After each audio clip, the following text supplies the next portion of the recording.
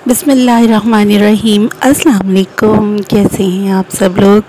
दोस्तों, बहुत अरसा पहले की बात है कि किसी गांव में एक नेक आदमी रहा करता था।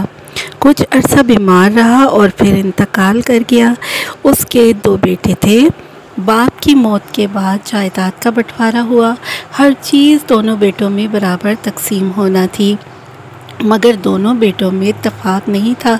इसलिए कारोबार के बाद मकान की तकसीम की बात आई।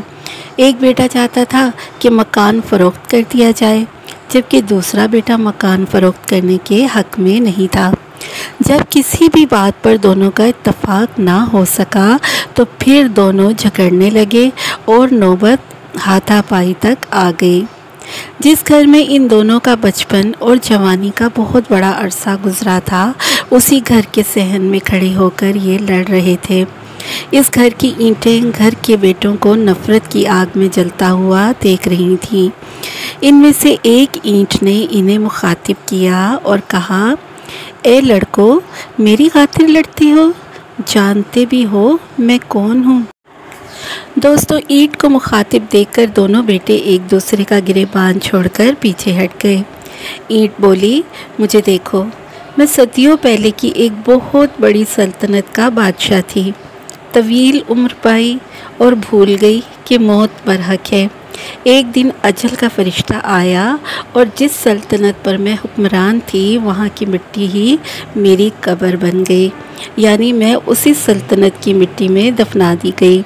कुछ अरसा गुजरा तो मेरा मुर्दा जिस्म इसी मिट्टी में मिल गया और मिट्टी बन गया। मेरी कब्र 100 साल तक मौजूद रही। फिर दौर बदला और बहुत बड़ी तब्दीली आई। जहाँ मेरी कब्र थी वो कब्रिस्तान मैदान बन गया और आहिस्ता आहिस्ता वहाँ नई आबादियाँ बसने लगीं। और जिस जगह मैं खाक नशीन थी, वहाँ नए लोग आबाद हो गए। उन लोगों ने वहाँ मकानात बनाए और इस मकसद के लिए खुदाई शुरू कर दी और मेरी मिट्टी भी इसका हिस्सा बन गई। मैं इस मिट्टी से ईंट बनी और 50 साल तक मैं उसी हालत में रही। फिर मुझे उठाकर फेंक दिया गया। मैं जो कि ईंट की हैसियत में गली कुचों में रुल रही थी, एक बार फिर लोग मुझे पैरों तले रोंद रोंद कर गुजरने लगे। मैं ठोकरों में आ गई, हत्ता कि रेज़ा रेज़ा हो गई और फिर से मिट्टी में मिलकर मिट्टी बन गई। बहुत अरसा तक मिट्टी की हालत में पड़ी रही। लोग मुझ पर पैर रखकर गुजर जाते। कभी मैं धूल बनकर उड़ती तो कभी पानी में घुलकर बहती रहती। फिर दौर बदला और नया दौर आया। कुछ लोग मुझे उठाकर फिर से भट्टी में ले गए और मैं दोबारा ईंट बन गई।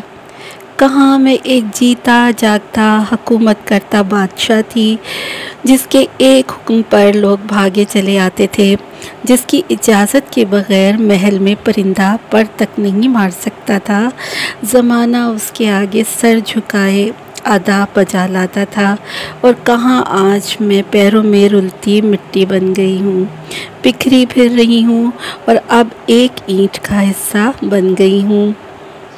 और जब से तुम्हारा ये मकान बना है, मैं तब से इसकी ईंट हूँ। तुम दोनों भाई मेरे लिए झगड़ते हो।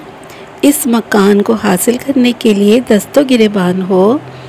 इस घर की हर ईंट की ऐसी ही एक कहानी है। जब मैं बादशाह होकर नहीं बच सकी तो तुम्हारा क्या होगा?